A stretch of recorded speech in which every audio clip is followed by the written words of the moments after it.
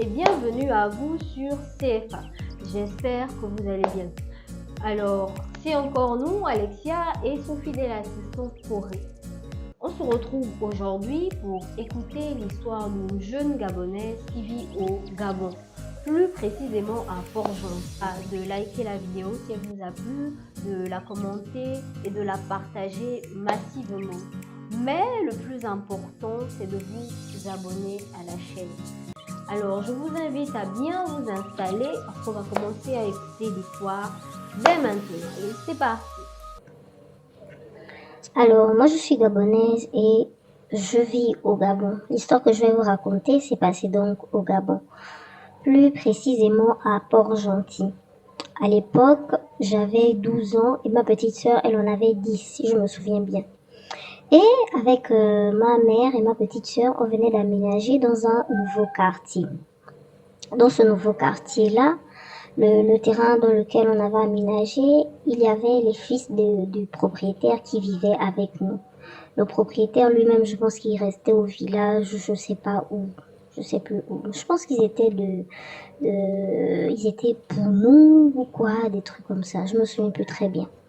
Donc, le plus âgé des frères, lui, il supervisait les locataires. Et il avait un petit garçon à bas âge. Je pense le petit, il avait 5 ans. Un petit gros quand même, mignon et tout ça. Vraiment rempli de joie de vivre et tout. Et on avait l'habitude de le taquiner avec ma petite soeur, on l'appelait le petit gros. Mais le monsieur, son papa, il n'était pas très responsable en fait. Celui qui nous supervisait, c'était du genre, il passait toutes ses journées dans le bar, dans les bars et tout ça, à gauche et à droite. Voilà, il s'occupait pas très bien de l'enfant. L'enfant, la plupart du temps, il restait sous la supervision des petits frères du monsieur. Et il n'avait pas de copine attitrée en fait à ce moment-là.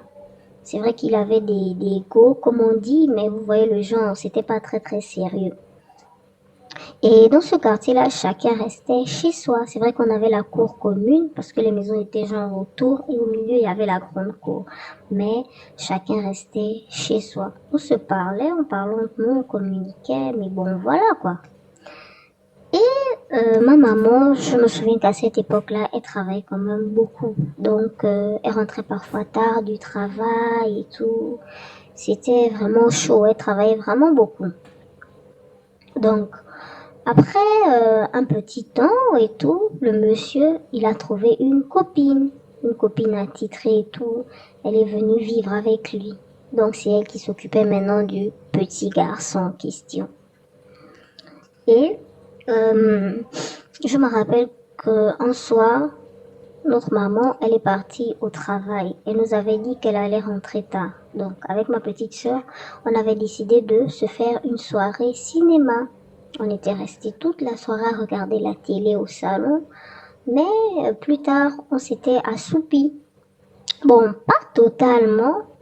Pour ma part, je me souviens que j'étais à moitié endormie. J'étais entre le sommeil et l'éveil en fait. Et au moment où j'ai voulu plonger totalement dans le sommeil, il y a eu un gros bruit sourd qui m'a réveillée. Je me souviens qu'on s'est réveillés toutes les deux en sursaut, on s'est regardé, ma petite sœur et moi, et on se demandait d'où provenait le bruit. Parce que ça n'arrêtait pas, c'était vraiment un gros bruit. On avait du mal à dormir en fait. Étant la plus grande, j'avais décidé d'aller voir d'où provenait le bruit. Donc je m'étais dirigée vers la cuisine parce que c'est là-bas où le bruit était le plus fort et j'avais guetté par la fenêtre. En regardant par la fenêtre, parce que il faut le dire, la cuisine la fenêtre de notre cuisine, elle donnait une bonne vue d'ensemble sur toute la cour, sur l'ensemble de la cour, on voyait bien. En guettant par la fenêtre, j'étais tombée directement sur un grand feu de bois. Un grand feu de bois en plein milieu de la cour. Et le plus choquant dans tout ça, c'est que il y avait des gens habillés de façon traditionnelle, c'est-à-dire raffia et tout ça, dessins, kaolin, tout ça dessiné sur le corps, au visage et tout. Et ils étaient en train de danser autour du feu. Le bruit sourd qu'on entendait là, c'était le bruit des tam-tams. Donc ils étaient en train de Oh, taper, la tout nuit. ça. Ils avaient d'autres instruments, je sais pas comment ça se nomme, mais c'était en bref une veillée quoi. Et en observant bien, j'avais remarqué la copine du fils du propriétaire. Elle était assise sur un tabouret. Elle était aussi habillée de raffia et tout ça, avec les dessins sur le visage. Et elle chantait fort, en langue, je suppose. Mais ça faisait vraiment beaucoup de bruit. Et ça m'avait fait peur, en fait. Ça nous avait fait peur avec ma petite sœur. Imaginez, vous êtes en train de dormir et vous êtes réveillé par un gros bruit. Vous êtes réveillé, genre, brutalement. Déjà, vous n'avez pas vos idées en place et après, vous voyez un truc comme ça, forcément, ça fait peur. Et comme je vous ai dit, on était quand même assez jeunes. Donc, en regardant ça, j'étais restée choquée. Mais après le choc, après que le choc soit passé, j'étais retournée vers ma petite sœur et je l'avais consolée parce qu'elle avait peur. Et on s'était endormi par la suite. Lorsque notre maman était rentrée, on lui avait dit ce qu'on avait vu. Et elle n'avait pas apprécié. Donc, elle était allée parler au fils du propriétaire. Attendez d'abord, sérieusement. Quelle idée d'organiser une veillée en plein milieu du terrain et en pleine nuit. Mais sérieusement, elle était vraiment à l'aise. Hein, Corée, qu'est-ce que tu en penses? Bah, le mieux, en fait, d'après ce que moi je pourrais dire, une veillée, déjà, je pense que majoritairement, elle se passe souvent la nuit. Nos Oui. veillées rituelles se déroulent souvent la nuit. Et hormis ça, peut-être aussi qu'elle a pris la peine d'aller demander aux voisins si elle pouvait le faire. Qu'en penses-tu? Bon, je sais pas, hein. Je sais pas, peut-être que dans la suite, on nous le dira.